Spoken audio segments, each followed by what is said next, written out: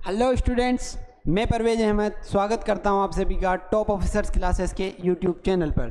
जैसा कि आप सभी को पता है, हम यहां पर क्लास 12th फिजिक्स का चैप्टर 1 डिस्कस कर रहे थे और आज हमारा उसका लेक्चर 4 है ये यहाँ पर, और 3 लेक्चर ये इससे पहले हो चुके हैं। अगर आपने उन लेक्चर्स को नहीं देखा है तो आप चैनल को विजिट करके उनको देख सकते हैं।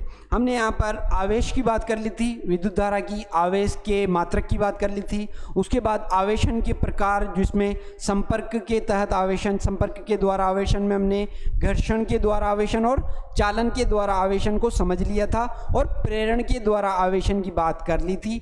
आज उसी क्रम को आगे बढ़ाते हुए हम प्रेरण के द्वारा आवेशन के पदों को समझने जा रहे हैं। कई बच्चे ऐसे हैं जिनकी सिलेबस में इस टॉपिक को नहीं दिया गया है, लेकिन फिर भी हम इसको पढ़ने जा रहे हैं, क्योंकि इसके बाद कई टॉपिक्स ऐसे हैं जिनको समझने के लिए इस टॉपिक को समझना बहुत ज़रूरी हो जाता है। तो इसी वजह से आगे आने वाले टॉपिक्स को समझने के लिए इस टॉपिक को पढ़ लेते हैं। तो टॉपिक है हमारा प्रेरण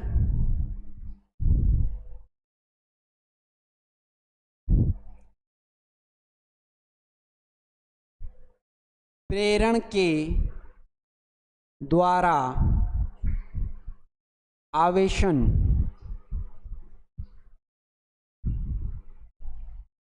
के चरण या पद के किस क्रम में हम आवेशन करें कि वो बिना संपर्क में आए ही चीज आवेशित हो भी जाए और हम उसको डिटेल से पढ़ भी सकें। ठीक है, तो इसमें कुछ स्टेप्स है, उनको एक बार मैं बता देता हूं आपको। जैसे हमारे पास कोई गोला है, उसको हमें चार्ज करना है, तो उसके पास हमने ये देखा भी था कि प्रेरण के लिए उसके पास एक आवेशित छड़ लानी पड़ेगी। अब जैसे ही हम आवेशित छड़ लाएंगे, जो एक आवेशित है या धनावेशित है या ऋणावेशित है, तो अगर धनावेशित होगा तो छड़ की ओर तो ऋणावेश आ जाएगा और छड़ से दूर की ओर धनावेश आ जाएगा। उसी क्रम में हम यहाँ पर देखने जा रहे हैं।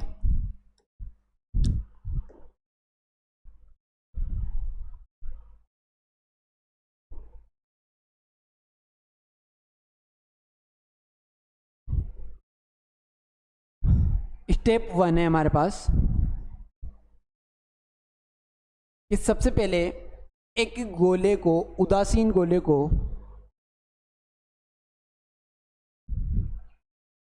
कुचालक स्टैंड पर रखते हैं। किस पर रखा हमने इसको? किस पर रखा इसको हमने? कुचालक स्टैंड पर।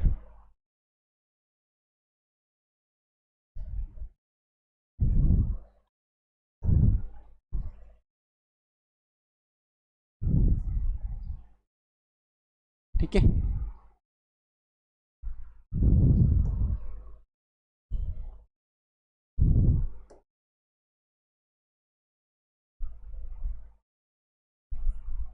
हाँ, ये हमारे पास एक उदासीन वस्तु है जिसमें प्लस माइनस समान रूप से वितरित है। कैसी वस्तु है ये है एक उदासीन वस्तु या उदासीन गोला, और ये है कुचालक स्टैंड। क्या है ये? कुचालक स्टैंड। अब सबसे पहले एक उदासीन गोले को या उदासीन वस्तु को कुचालक स्टैंड पर रखा जाता है। तो कुचालक स्टैंड पर इसलिए रखा ताकि उसमें से आवेश चालक तार में होते हुए नीचे प्रवाहित ना हो जाए, इसी वजह से हमने इसको कुचालक स्टैंड पर रखा है। अब नेक्स्ट कंडीशन में हम इसको, हाँ, ये हमारे पास स्टेप 2 है। इसमें हम क्या कर रहे हैं कि इसमें एक छड़, एक आवेशित छड़, कैसी छड़ है? एक धनावेशित छड़ है। तो धनावेशित छड़ को जब इस उदासीन गोले के पास लाया जाएगा, जब इस धनावेशित छड़ को उदासीन गोले के पास लाया जाएगा तो क्या होगा पता है? इसमें होगा कि ये धनावेश है, तो धनावेश की ओर आकर्षित होते हुए ऋणावेश इस पॉइंट पर आ जाएंगे और धनावेश प्रतिकर्षित होते हुए इस पॉइंट पर चले जाएंगे। तो धनावेश तो यहाँ पर आ जाएंगे और ऋणावेश इस साइड चले जाएंगे। ये आवेशों के गुणधर्म में हमने पढ़ा था कि सजातीय आवेश एक दूसरे को प्रतिकर्षित करते हैं और विजातीय आवेश एक दूसरे को आकर्षित करते हैं। नेक्स्ट है हमारे पास अब तीसरी स्टेप थर्ड,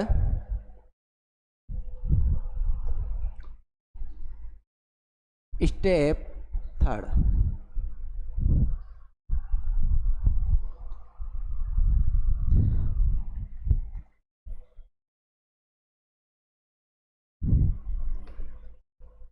ये रहेगा यहाँ पर ही साथ में। हाँ, अब स्टेप थर्ड में क्या करेंगे हम कि इसको इस छड़ को बिना हटाए इस गोले को धरती में जोड़ देंगे, यानी इसमें एक न्यूट्रल पॉइंट जोड़ देंगे। तो जोड़ने पे क्या होता है देखिए,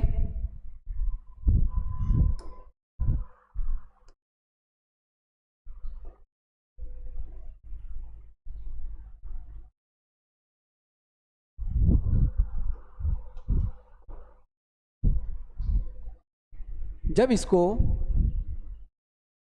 न्यूट्रल से जोड़ दिया जाएगा, जमीन से जोड़ दिया जाएगा, तो इसमें क्या होगा पता है, थोड़ी सी मिस्टेक, माइनर सी मिस्टेक को मैं दूर करने जा रहा हूँ कि धनावेश के पास ऋणावेश आता है और धनावेश से दूर धनावेश जाता है। तो इसको ऐसे समझ लीजिए कि धनावेश के पास है तो ये ऋणावेश आ जाएंगे, यहाँ पर ऋणावेश और इस वाले पॉइंट पर धनावेश देखने को मिलेंगे। वैसे इसमें भी ऋणावेश और यहाँ पर धनावेश देखने को मिलेंगे। ठीक है, माइनर से मिस्टेक हो गई थी, उसको मैंने करेक्ट कर दिया कि ये धनावेश इस वाले पॉइंट पर और ऋणावेश इस वाले पॉइंट पर। कि बात वही है कि सजातीय आवेश एक दूसरे को रिपेल यानी प्रतिकर्षित करते हैं और विजातीय आवेश एक दूसरे को आकर्षित करते हैं। तो ये अपनी तरफ बुला रहा है इसको, ऋणावेश को, इस वजह से ये ऋणावेश इस पर आ गए। अब जब हमने इसको न्यूट्रल किया या जमीन से जोड़ा तो उस कंडीशन में क्या होगा कि ये जितने भी धनावेश थे वो जमीन में चले जाएंगे। कितने हो जाएंगे? ये जमीन में चले जाएंगे। या यूँ समझ लीजिए कि जब इसको न्यूट्रल से जोड़ा जाएगा तो यहाँ से इलेक्ट्रॉन इसमें आके और इनको नेगलेक्ट कर देंगे या बराबर कर देंगे, प्लस और माइनस धनावेश एक साथ जुड़ जाएंगे।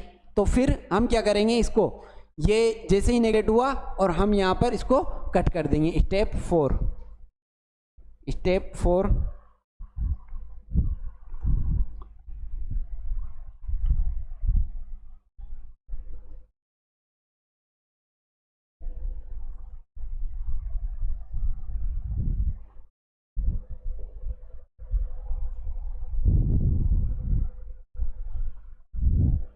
स्टेप 4 में क्या करना है हमको, इस वाली कंडीशन को हटाना है। ये पूरा ऐसे कैसे रहेगा, बस इसको हटाना है कि ये न्यूट्रल को हटा देंगे। तो न्यूट्रल को हटाने के साथ साथ ही ये हमारा धनावेश भी न्यूट्रल हो जाएगा। और जैसे ही हमने उसको हटाया तो ये यहाँ पर क्या आ जाएगा, स्टेप 5 जो नेक्स्ट कंडीशन है हमारे पास कि स्टेप 5 में हम इस छड़ को भी हटा लेंगे। और जब छड़ को हटाया जाएगा तो इसमें ये जो आवेश है वो एक समान रूप से वितरित हो जाएगा।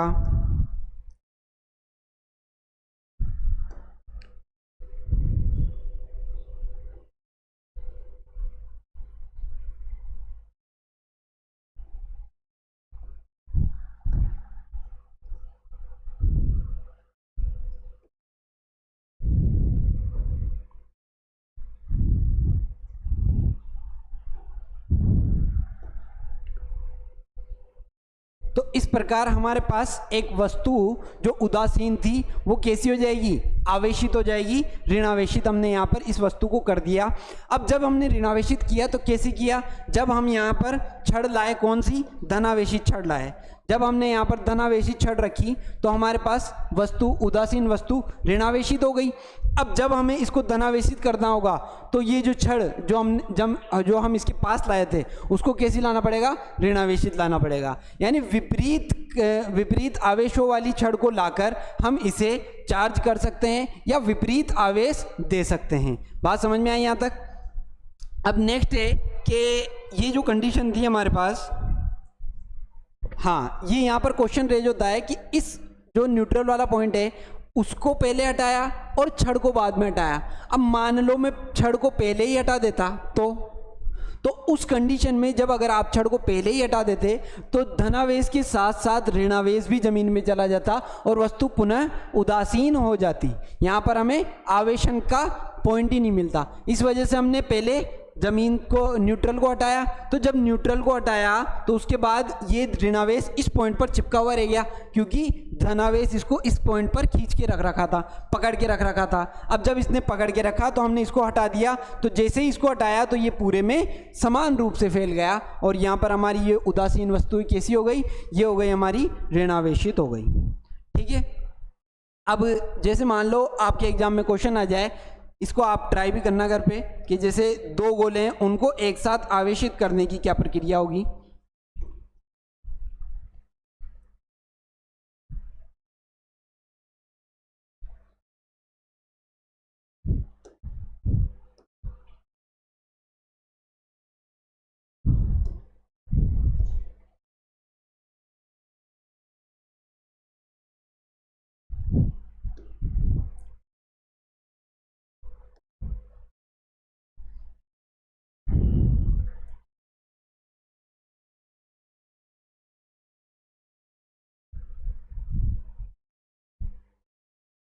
दो उदासीन गोलों को एक साथ अगर चार्ज किया जाए तो उनके साथ क्या करना है, हमें उन दोनों को टच करके रखना है।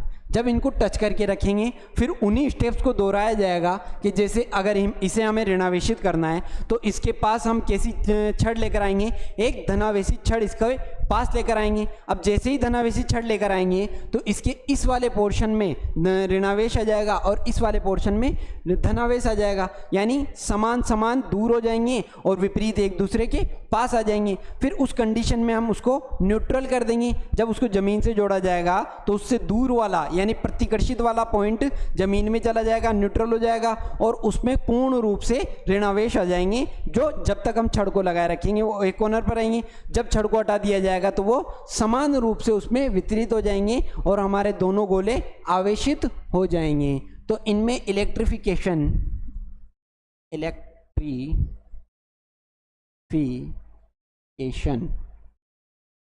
या आवेशन की प्रक्रिया को आप करके देखना इसको कि कैसे होता है ये। ठीक है। नेक्स्ट है हमारा बहुत ही इंपॉर्टेंट और इस चैप्टर का सबसे खास, वो है कूलॉम नियम। कूलॉम का नियम या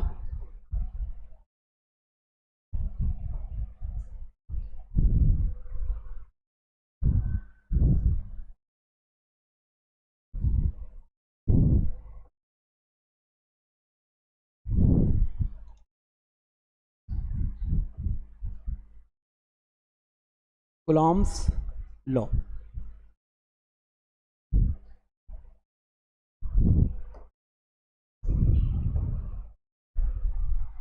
हाँ, 11th क्लास में आपने एक टॉपिक पढ़ा होगा गुरुत्वाकर्षण वाला, 9th में भी आता है, 11th में भी आता है।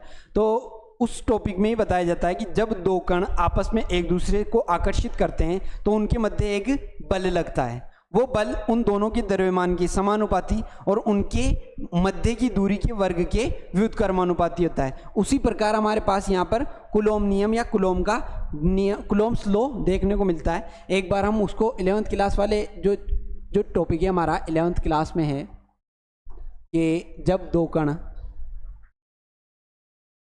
ये m1 और ये m2 एक दूसरे से कितनी दूरी पर, r दूरी पर रखे हुए हैं, तो इनके मध्य लगने वाला बल इनके द्रव्यमान के समानुपाती और इनके मध्य की दूरी के वर्ग के व्युत्क्रमानुपाती होता है।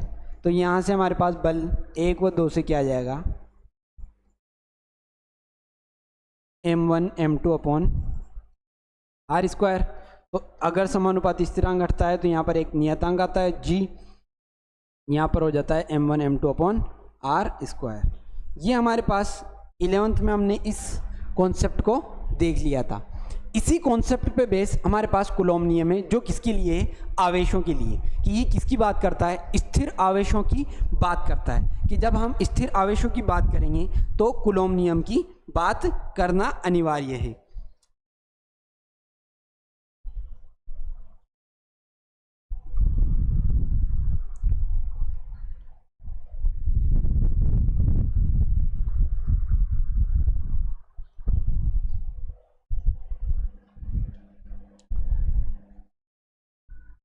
देखिए,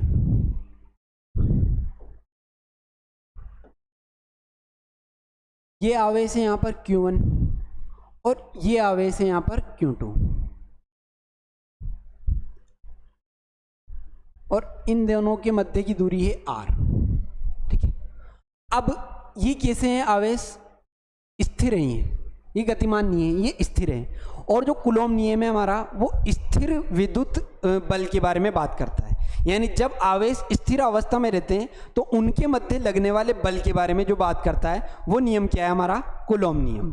तो कूलॉम नियम के अनुसार कि जब दो आवेश एक दूसरे से r दूरी पर हों तो उन पर लगने वाला बल उन आवेशों के गुणनफल के समानुपाती या अनुक्रमानुपाती होता है, और उनके मध्य की दूरी के वर्ग के व्युत्क्रमानुपाती होता है।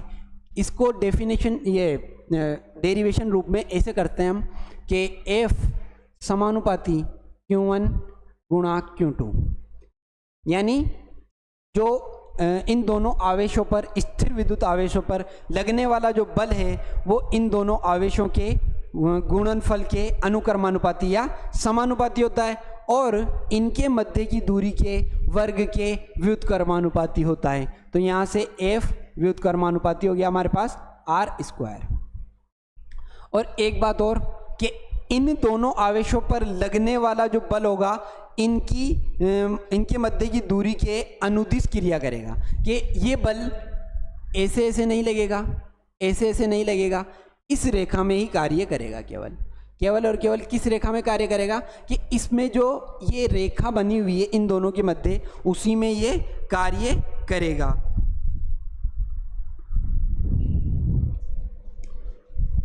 ठीक है, तो यहां से देखते हैं हम इसकी डेरिवेशन को आगे कि समीकरण 1 व 2 से क्या हो गया? F समानुपाती Q1 Q2 अपॉन R²। इन दोनों को एक साथ लिख दिया तो ये आ गया। तो अगर समानुपाती स्थिरांक हटाएंगे तो यहाँ पर आता है एक K नियतांक, K Q1 Q2 upon R²।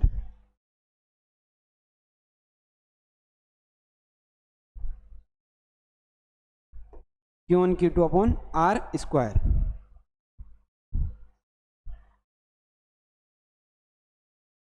और यहाँ पर K क्या है? एक K है यहाँ पर समानुपातिक स्थिरांक, समानुपाती स्थिरांक है यहाँ पर K। जो K है हमारा वो क्या है? समानुपाती स्थिरांक है यहाँ पर। अब यहाँ से जब K आ गया तो K की वैल्यू देखते हैं हम यहाँ पर। तो K की वैल्यू क्या होती है? इस K की वैल्यू होती है 1/4 पाई एप्सिलॉन नॉट। इसको बोलते हैं हम एप्सिलॉन नॉट, एप्सिलॉन नॉट। इस एप्सिलॉन नॉट का मतलब होता है कि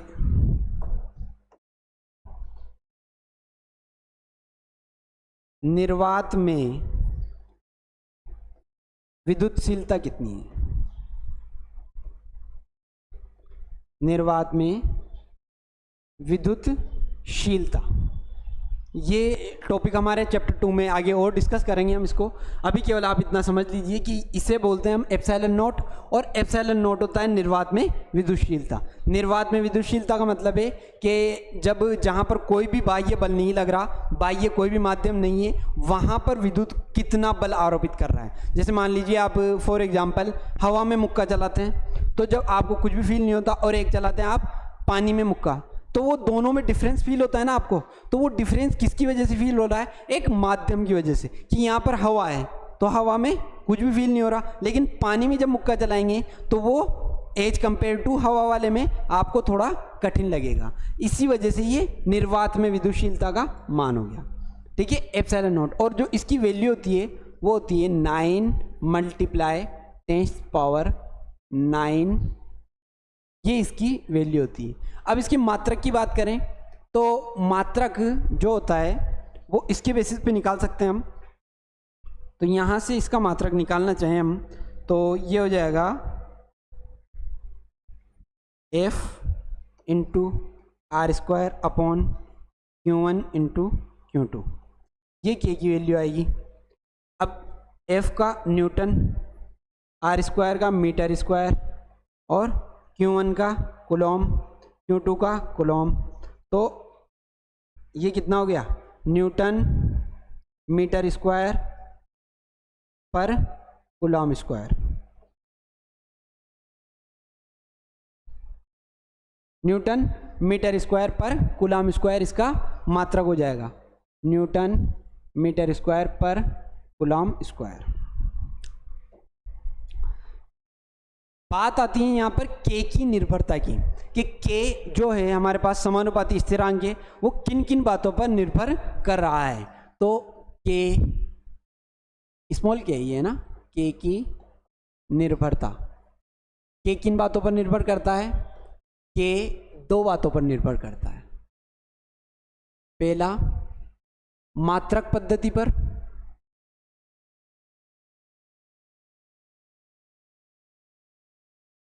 और दूसरा माध्यम पर।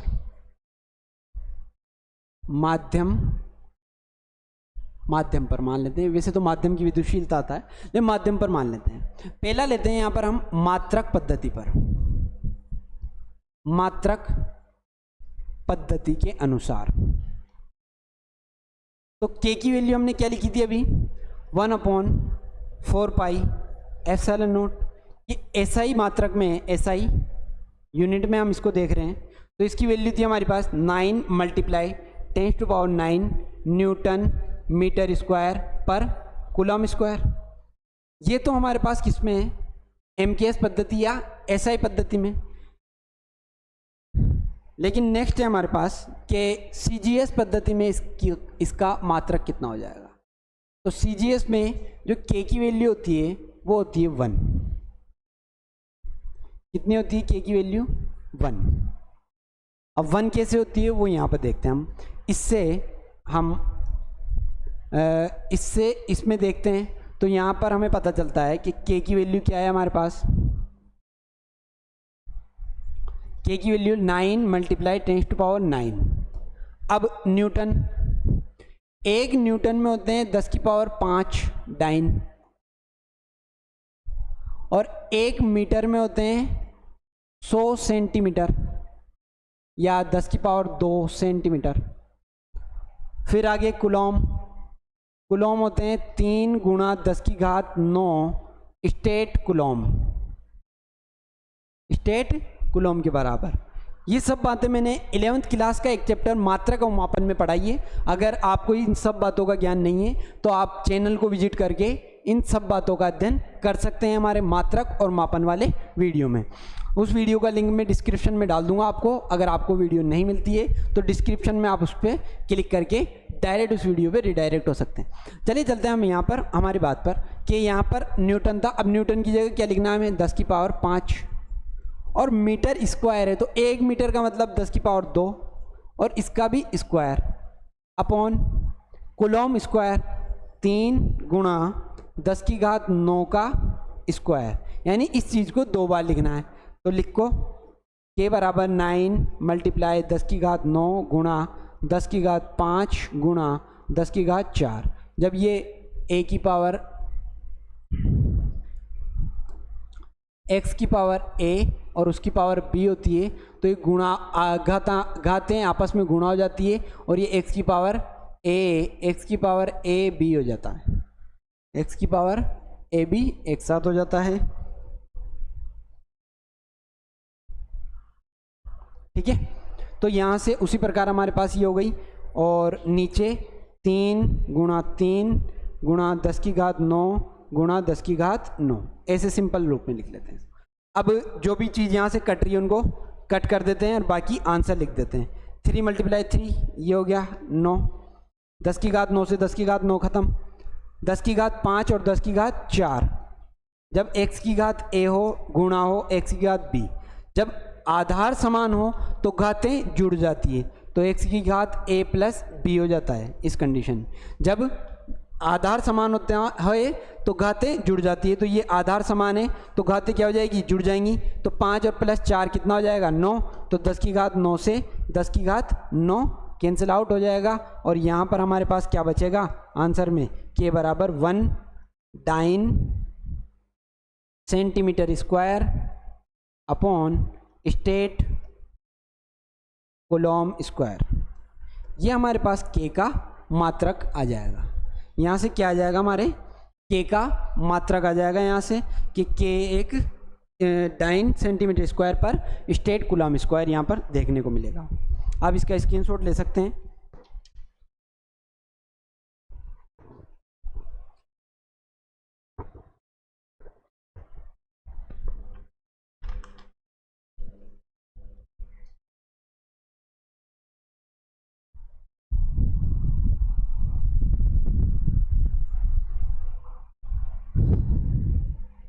ठीक है, नेक्स्ट है हमारे पास k की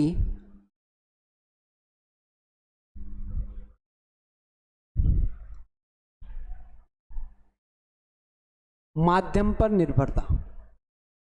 माध्यम पर निर्भरता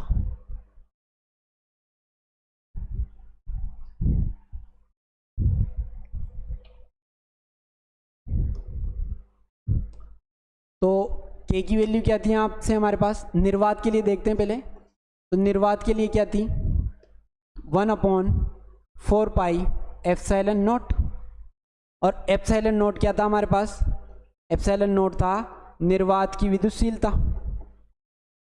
निर्वात की विद्युतशीलता।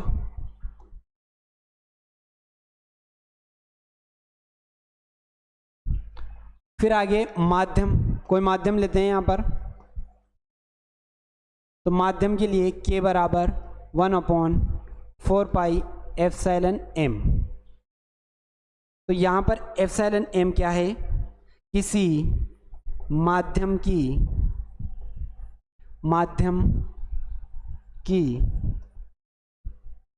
विद्युतशीलता।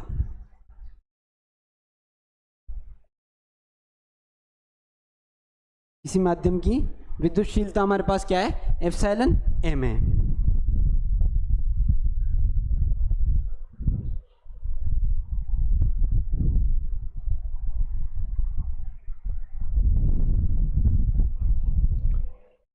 अब हमने यहाँ पर कूलॉम का नियम देखा था अभी।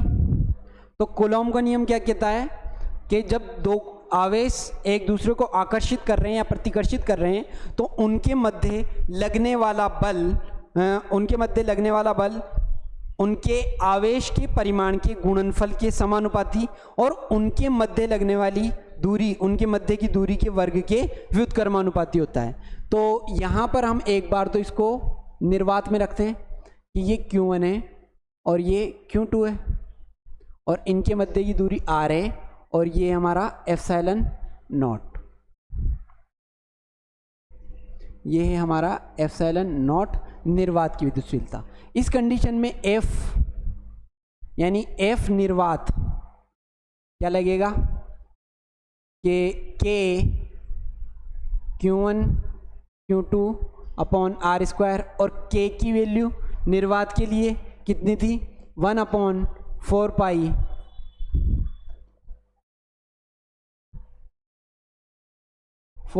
पाई epsilon naught Q1 Q2 upon R square.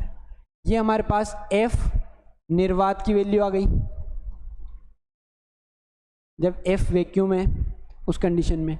अब बात है कि जब इनको किसी माध्यम में रख दिया जाता है, इन्हीं आवेशों को हम कहाँ पे रख रहे हैं, माध्यम में, और इस माध्यम की विद्युतशीलता कितनी है, एप्सिलॉन m। कितनी है इनकी, माध्यम की विद्युतशीलता एप्सिलॉन एम। तो इस कंडीशन में एफ माध्यम ये कितना आ जाएगा हमारे पास, ये आ जाएगा 1/4 पाई एप्सिलॉन एम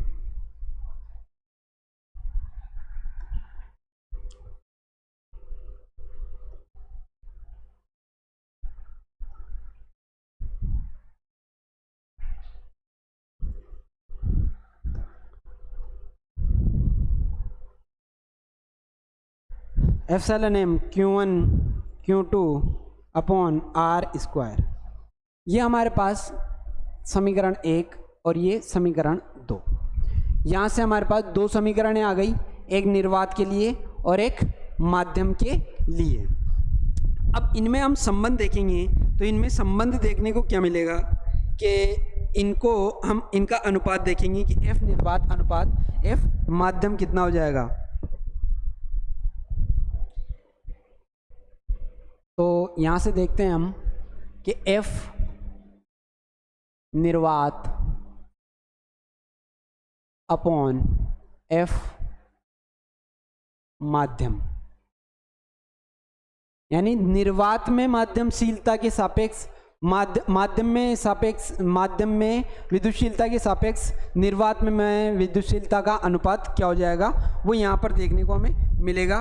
तो वो आ जाएगा हमारे पास कि निर्वात में कितना था हमारे पास, पहले था 1/4 pi epsilon naught Q1 Q2 upon r square, और नीचे था 1/4 pi epsilon m Q1 Q2 upon r square.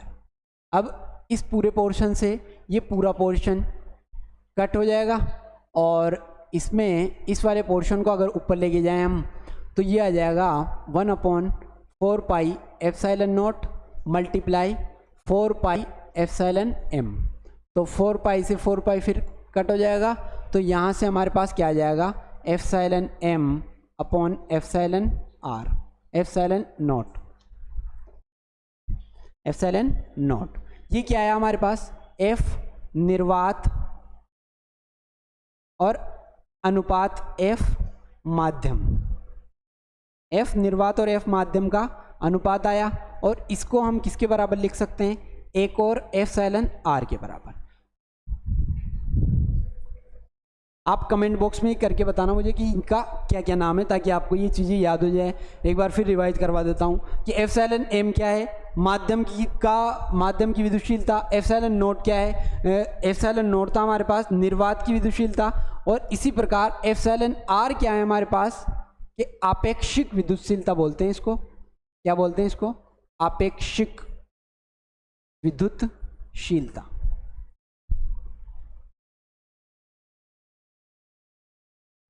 और इसी का दूसरा नाम क्या है, एक परावैद्युतांक। इसी का दूसरा नाम है हमारे पास परावैद्युतांक। ये दो बातें आपको याद रखनी है कि एफ निर्वात अपॉन एफ माध्यम की जो वैल्यू है किसके बराबर आती है, epsilon m upon epsilon naught के। और एप्सिलॉन नॉट किसके बराबर आ जाता है हमारे पास यहाँ पर, एप्सिलॉन आर के। अब देखो epsilon m upon epsilon naught है। अब जो वैल्यू इसकी रहेगी मात्रक के रूप में, वही वैल्यू हमारे पास मात्रक के रूप में इसकी रहेगी। तो यहाँ से हमें क्या बात पता चली कि एप्सिलॉन आर जो है, एप्सिलॉन आर एक मात्रकहीन और विमाहीन राशि है। कैसी राशि है, मात्रकहीन और विमाहीन राशि, मात्रकहीन और विमाहीन राशि है। और इसका जो मिनिमम मान होता है, वो मिनिमम वैल्यू होती है इसकी निर्वात में, और वो कितनी होती है, वो होती है 1। मैक्सिमम वैल्यू कितनी होती है इसकी, मैक्सिमम वैल्यू होती है इसकी अनंत, जो कि होती है धातु में। धातु में कितनी, अनंत। बात समझ में आई कि एप्सिलॉन आर क्या है हमारे पास, आपेक्षिक विद्युतशीलता। जब उसको माध्यम की विद्युतशीलता को निर्वात की विद्युतशीलता के साथ कंपेयर किया जा रहा है, तो उसमें तुलना की जा रही है, तब जो विद्युतशीलता निकल कर आ रही है उसे हमने क्या कहा यहाँ पर, आपेक्षिक विद्युतशीलता या परावैद्युतांक कहा। और वो एक कैसी राशि थी, मात्रकहीन और विमाहीन राशि थी, और निर्वात में जिसकी वैल्यू 1 और धातु में उसकी वैल्यू अनंत देखने को मिलती है। आई होप यहाँ तक आपको टॉपिक समझ में आया होगा। एक बार हम वापस से इसको देख लेते हैं कि आज की क्लास में हमने क्या क्या देखा है। तो आज की क्लास में हमने सबसे पहले प्रेरण द्वारा आवेशन की स्टेप्स को समझा कि इसमें हम उदासीन वस्तु को लेते हैं, उसको कुछ अलग स्टैंड पर रखते हैं, फिर एक आवेशित छड़ को उसके पास लाया जाता है जिससे वो विपरीत आवेश को अपनी ओर आकर्षित और समान आवेश को अपने से दूर प्रतिकर्षित कर देती है। और जब ये इस कंडीशन में बच जाते हैं तो इसको एक न्यूट्रलाइजेशन का पॉइंट देकर जमीन से जोड़कर एक पॉइंट को यानी उसके विपरीत क्रम वाले प्रतिकर्षित करने वाले क्रम को हम न्यूट्रल कर देते हैं। और जब ये न्यूट्रल हो जाता है तो इस छड़ को हटा लेने पर ये आवेश इसमें पूर्ण रूप से वितरित हो जाता है और हमारा जो गोला है वो आवेशित या इलेक्ट्रिफिकेशन हो जाता है। नेक्स्ट हमने देखा था कि दो गोलों को कैसे हम आवेशित करेंगे। फिर उसके बाद हमने यहाँ पे देखा कूलॉम का नियम, जो ये कहता है कि दो आवेशों के मध्य लगने वाला बल उनके मध्य की उनके परिमाण के, दोनों आवेशों के परिमाण के गुणनफल के समानुपाती या अनुक्रमानुपाती होता है, और उनके मध्य की दूरी के वर्ग के व्युत्क्रमानुपाती होता है। और ये जो लगने वाला बल है वो उनकी क्रिया रेखा के अनुदिश होता है। जो उनकी क्रिया रेखा है उसी के अनुदिश ये बल कार्य करता है। जब ये समानुपाती स्थिरांक घटता है, तो जब ये समानुपाती का साइन हटता है तो यहाँ पर एक स्थिरांक आ जाता है जिसे k बोलते हैं, और k की वैल्यू 1/4 पाई एप्सिलॉन नॉट होती है। एप्सिलॉन नॉट को निर्वात में विद्युतशीलता के नाम से जाना जाता है। इसकी वैल्यू 9 × 10⁻⁹, और इसका मात्रक हमने यहाँ से निकाल लिया था कि न्यूटन मीटर स्क्वायर पर कूलम स्क्वायर इसका मात्रक हो जाता है। फिर नेक्स्ट हमने देखा था कि k किन बातों पर निर्भर करता है, कि दो बातों पर निर्भर करता है। पहला मात्रक पद्धति पर, दूसरा माध्यम पर। तो मात्रक पद्धति पर उसकी SI यूनिट के हिसाब से k की वैल्यू 1/4 पाई एप्सिलॉन नॉट से यहाँ पर 9 × 10⁻⁹ newton metre square coulomb square है। इसको इस तरीके से भी लिख सकते हैं आप, न्यूटन मीटर स्क्वायर कूलम की पावर -2। ठीक है। फिर यहाँ पर हमने इसको CGS में कन्वर्ट करके देखा था। तो यहाँ पर हमारे पास k की वैल्यू आई थी 1 सेंटीमीटर स्क्वायर पर स्टेट कूलम स्क्वायर। फिर माध्यम की निर्भरता के अनुसार हमने पहले निर्वात में k की वैल्यू देखी, फिर माध्यम में k की वैल्यू देखी, और उसके आधार पर उसमें कूलॉम नियम में उसको सेटिस्फाई करके देखा, और फिर हमने उसका अनुपात निकाल कर देखा। तो हमारे पास ये आया कि F निर्वात और अपॉन F माध्यम की जो वैल्यू होती है वो एप्सिलॉन R के बराबर होती है। यानी एप्सिलॉन M और एप्सिलॉन नॉट की जो वैल्यू है एप्सिलॉन R के बराबर होती है। इस समीकरण को भी आप ध्यान रखें कि F निर्वात के सामने विद्युतशीलता आएगी माध्यम की, और F माध्यम के सामने विद्युतशीलता आती है निर्वात की। इनका अनुपात इसी क्रम में देखने को मिलता है। फिर ये किसके बराबर हो जाती है हमारे पास, एप्सिलॉन R के, और एप्सिलॉन R क्या था हमारा, आपेक्षिक विद्युतशीलता या परावैद्युतांक। और फिर हमने यहाँ पर उसके बारे में चर्चा कर दी थी। आई होप आपको यहाँ तक की क्लास अच्छी लगी होगी। इससे जुड़े हुए और लेक्चर पाने के लिए चैनल को सब्सक्राइब, वीडियो को लाइक करें। और अगर आपने इस टॉपिक से जुड़ी हुई और क्लासें नहीं देखी है तो आप चैनल को विजिट करके या डिस्क्रिप्शन में जो लिंक है उनको क्लिक करके इनसे जुड़ी हुई पहले के लेक्चर्स को देख सकते हैं। यहाँ तक हमारे 4 लेक्चर हो चुके हैं। आगे आने वाली क्लास में हम और इसी टॉपिक से, इसी चैप्टर से रिलेटेड और लेक्चर लेके आएंगे। Thank you very much. जय हिंद, जय भारत।